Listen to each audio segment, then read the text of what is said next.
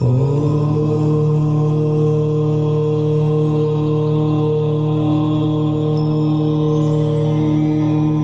Morning friends, welcome to court room. मैं advocate Narendra Hooda आप सभी का स्वागत करता हूं आपके अपने चैनल कोर्ट रूम में। दोस्तों, आज मैं बात करूंगा डीवीएट के मामलों में ऑनरेबल सुप्रीम कोर्ट द्वारा दिए गए एक महत्वपूर्ण जजमेंट के बारे में। यह एक हिस्टोरिकल जजमेंट है और जो भी व्यक्ति डीवीएट के मामलों को फेस कर रहा है, चाहे वह हस्बैंड हो या वाइफ, दोनों को यह जानना ज़रूरी है कि इस जजमेंट में किन किन महत्वपूर्ण इश्यूज़ को लेकर ऑनरेबल सुप्रीम कोर्ट द्वारा गाइडलाइन दी गई है, क्योंकि यह जजमेंट दोनों पक्षों को प्रभावित करता है, जिसमें एक पक्ष को फ़ायदा होगा और दूसरे पक्ष को नुकसान। इस जजमेंट ने डीवीएट केसेस के सभी पुराने जजमेंट को एक तरह से ज़ीरो कर दिया है, क्योंकि इस जजमेंट में ऑनरेबल सुप्रीम कोर्ट ने सभी इश्यूज़ का बारीकी से एनालिसिस किया और इस हिस्टोरिकल जजमेंट को दिया। अब यह जजमेंट क्या है और इस जजमेंट पर किन किन इश्यूज़ के बारे में ऑनरेबल सुप्रीम कोर्ट द्वारा गाइडलाइन दी गई है, यह जानने से पहले अगर आप इस चैनल पर नए हैं तो चैनल को सब्सक्राइब कर लें, साथ में नोटिफिकेशन बेल का बटन ज़रूर दबाएं और वीडियो को पूरा देखें शुरू से अंत तक। इसे बिल्कुल भी स्किप ना करें, क्योंकि आधी अधूरी जानकारी बहुत ही खतरनाक होती है। दोस्तों, जैसा कि आप जानते ही हैं कि मैट्रिमोनियल डिस्प्यूट की आजकल फैमिली कोर्ट में बाढ़ सी आई हुई है और इस तरह के डिस्प्यूट में डीवीएट के अंतर्गत डोमेस्टिक वायलेंस का केस आमतौर पर पत्नी द्वारा पति पर और अपने इन लॉज पर दर्ज करवाया ही जाता है। इस केस में भी कुछ ऐसा ही हुआ।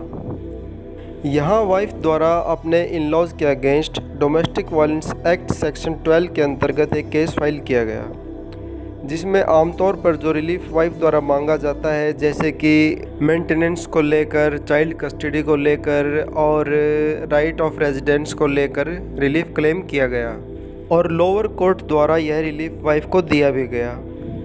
लेकिन लोअर कोर्ट के इस जजमेंट के अगेंस्ट जब अपीलेट कोर्ट में अपील दायर की गई तो अपीलेंट कोर्ट ने लोअर कोर्ट के जजमेंट को बिल्कुल रिवर्स कर दिया और वाइफ को दिया गया रिलीफ वापस ले लिया। अपीलेंट कोर्ट द्वारा जजमेंट रिवर्स कर दिए जाने के बाद वाइफ द्वारा उत्तराखंड हाई कोर्ट में इस मामले की अपील की गई, लेकिन वहां पर भी वाइफ को कोई रिलीफ नहीं दिया गया और अपीलेंट कोर्ट के जजमेंट को हाई कोर्ट द्वारा भी एज इट इज़ रखा गया। इसके बाद वाइफ द्वारा ऑनरेबल हाई कोर्ट के इस जजमेंट के अगेंस्ट ऑनरेबल सुप्रीम कोर्ट में एक अपील दायर की गई। इस पूरे मामले में अब प्रश्न यह उठता था कि जब वाइफ के साथ डोमेस्टिक वायलेंस जैसी घटना हुई ही नहीं हो, तब भी क्या वह अपना राइट ऑफ रेजिडेंस क्लेम कर सकती है या नहीं, क्योंकि अब तक नियम भी यही था और कॉम्पिटेंट कोर्ट इसी नियम पर जजमेंट भी पास करती थी कि वाइफ को कोई रिलीफ तभी मिलेगा जब उसके साथ डोमेस्टिक वायलेंस जैसी कुछ घटना हुई हो। लेकिन ऑनरेबल सुप्रीम कोर्ट के इस जजमेंट ने सभी नियमों को बदल कर रख दिया है। अब कोई भी महिला अपने शेयर्ड हाउस होल्ड में अपने निवास स्थान के अधिकार को क्लेम कर सकती है, चाहे उसके साथ डोमेस्टिक वायलेंस हुआ हो या ना हुआ हो। अब इस जजमेंट में जो दूसरा इशू था वो था DIR को लेकर, यानी कि डोमेस्टिक इंसिडेंट रिपोर्ट को लेकर। काफ़ी केसेस में इन लॉज द्वारा क्वेश्चन के लिए एप्लीकेशन लगाई जाती है, जिसमें ग्राउंड लिया जाता है कि DIR रिपोर्ट में प्रोटेक्शन ऑफिसर द्वारा इंक्वायरी अच्छी तरह से नहीं की गई है या फिर केस फाइल में DIR रिपोर्ट नहीं लगाई गई है। अब यहाँ जो क्वेश्चन रेज होता था वो था DIR रिपोर्ट के मैंडेटरी होने को लेकर। क्या DIR रिपोर्ट मैंडेटरी है या नहीं?